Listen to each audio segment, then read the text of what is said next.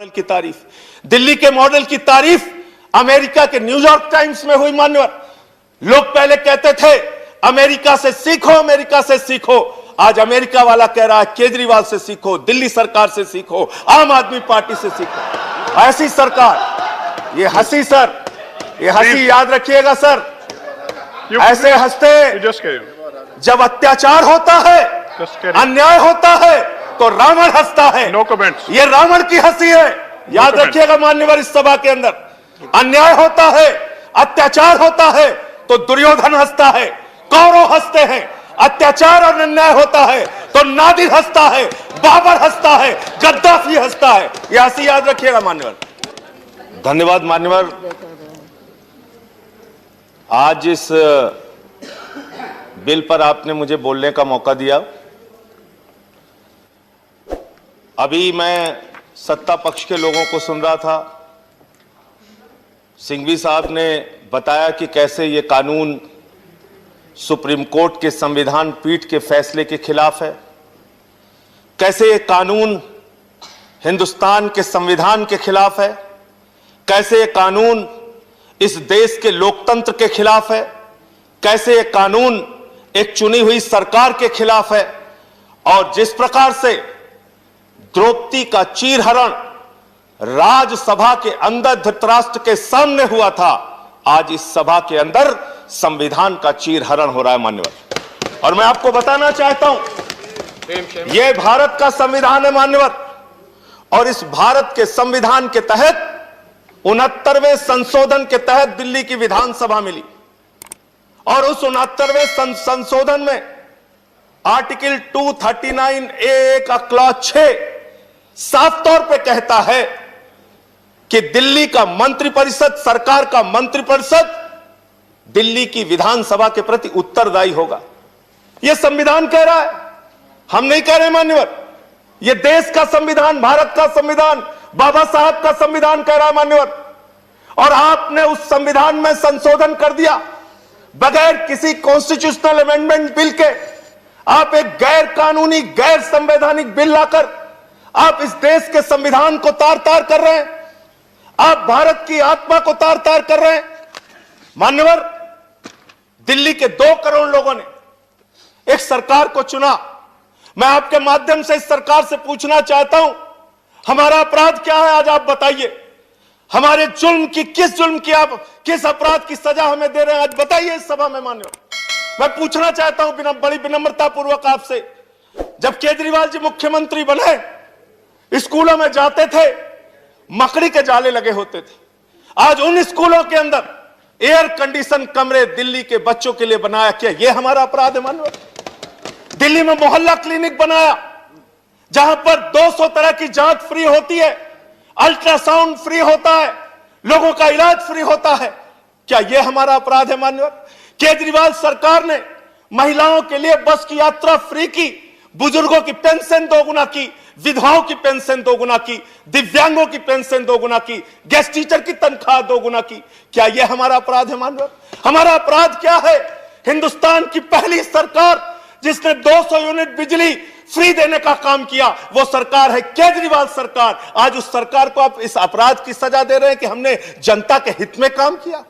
आज दिल्ली के सरकार की तारीफ संयुक्त राष्ट्र महासंघ के पूर्व महासचिव कोफी अन्नान जी ने की। दिल्ली के शिक्षा मॉडल की तारीफ, दिल्ली के मॉडल की तारीफ अमेरिका के न्यूयॉर्क टाइम्स में हुई मान्यवर। लोग पहले कहते थे अमेरिका से सीखो, अमेरिका से सीखो। आज अमेरिका वाला कह रहा है केजरीवाल से सीखो, दिल्ली सरकार से सीखो, आम आदमी पार्टी से सीखो। ऐसी सरकार, ये हंसी सर, ये हंसी याद रखिएगा सर, ऐसे हंसते जब अत्याचार होता है, अन्याय होता है तो रावण हंसता है। No comments. ये रावण की हंसी है, याद रखिएगा मान्यवर। इस सभा के अंदर अन्याय होता है, अत्याचार होता है तो दुर्योधन हंसता है, कौरव हंसते हैं। अत्याचार और अन्याय होता है तो नादिर हंसता है, बाबर हंसता है, गद्दाफी हंसता है। यह हंसी याद रखिएगा मान्यवर। यह आज एक लोकतांत्रिक ढंग से चुनी हुई सरकार, जिसको 2 बार 67 सीट 62 सीट मिली, 90% से ज्यादा एक पार्टी को सीट मिलती है, आप उसकी सरकार को खत्म कर रहे हैं।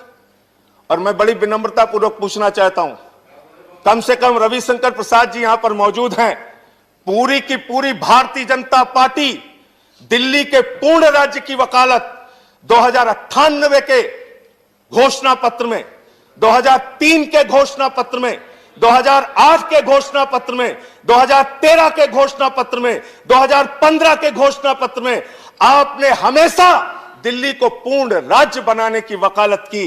लेकिन क्योंकि 98 से लेकर आज तक 23 साल से आप चुनाव हार रहे हैं और दिल्ली में केजरीवाल से 2 बार आप चुनाव हार गए, इसके कारण से आप एक चुनी हुई सरकार को खत्म करना चाहते हैं, उस सरकार को समाप्त करना चाहते हैं। अभी हमारे भूपेंद्र यादव जी बड़े समझदार व्यक्ति हैं, कह रहे थे राष्ट्रपति सर्वोपरि बताया गया, राज्यपाल सर्वोपरि बताया गया, उपराज्यपाल सर्वोपरि क्यों नहीं बताया जाएगा? तो आज इस सदन में तय कीजिए कि मोदी सरकार मतलब कुछ नहीं, प्रधानमंत्री मतलब कुछ नहीं, गृह मंत्री मतलब कुछ नहीं, जो कुछ होंगे देश के महामहिम राष्ट्रपति होंगे। तय कीजिए इस सरकार के, इस सदन के अंदर माननीय बिल पास कीजिए बिल कि राष्ट्रपति देश को चलाएंगे। आज बताइए, दिल्ली में आप फ्री बिजली की योजना बंद करेंगे, लोग किसके पास जाएंगे? एलजी के पास कि मुख्यमंत्री के पास? लोगों ने वोट किसको दिया, दिल्ली की सरकार को कि एलजी को? आपने लिख दिया गवर्नमेंट मींस एलजी, सरकार मींस एलजी। देश के सुप्रीम कोर्ट के संविधान पीठ ने, जिससे बड़ी कोई अदालत नहीं हो सकती, उस अदालत ने कहा, मान्यवर साफ तौर पे कहा, 3 विषयों को छोड़कर बाकी सारे के सारे विषय दिल्ली की एक चुनी हुई सरकार के पास होंगे। आप देश के सुप्रीम कोर्ट के संविधान पीठ को नहीं मानते, आप भारत के संविधान को नहीं मानते, आप लोकतंत्र को नहीं मानते, आप एक चुनी हुई सरकार का आज गला घोट रहे हैं। लेकिन याद रखिएगा, ये लोकतंत्र है, यहां जनता मालिक होती है। जनता जब चाहे जिसको अर्श पे पहुंचा दे, जनता जब चाहे जिसको फर्श पे पहुंचा दे। आप जो ये काम कर रहे हैं, आने वाले दिनों में इस अपराध के लिए दिल्ली की जनता और देश की जनता आपको माफ नहीं करेगी। आज मैं सिर्फ इतना कहना चाहता हूं मान्यवर, दिल्ली के अंदर केजरीवाल सरकार को क्यों बर्खास्त करने की, ये बर्खास्त मैं मानता हूं, चुनाव का कोई मतलब नहीं रह गया, सरकार को आपने खत्म कर दिया। आज क्यों किया गया ये? इसके पीछे सबसे बड़ा कारण, जब दिल्ली में किसान आए और उनको जेल में डालने के लिए आपने 9 स्टेडियम मांगा, केजरीवाल ने कहा हम ऐसा ऑर्डर फाड़ के फेंक देंगे, हम अपने अन्नदाता को जेल में नहीं डाल सकते। उस अधिकार को छीनने के लिए आप ये बिल लेकर आए हैं।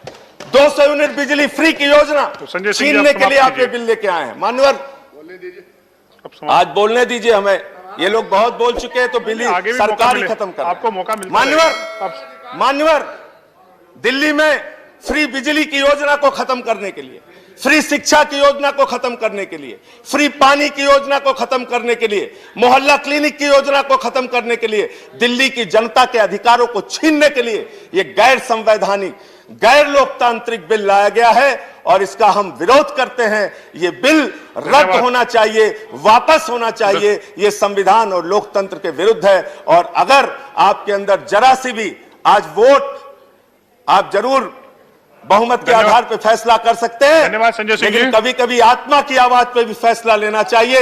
इधर बैठे हो या उधर बैठे हो, आत्मा की आवाज पर अगर पूछोगे, यहाँ बैठे हुए सारे लोग, धन्यवाद, एक भी मान्यवर सदस्य समाप्त कीजिए, अगर इनका लाई डिटेक्टर टेस्ट कराओगे ना तो ये बोलेंगे दिल से कि ये गलत है, धन्यवाद संजय सिंह जी, गलत है।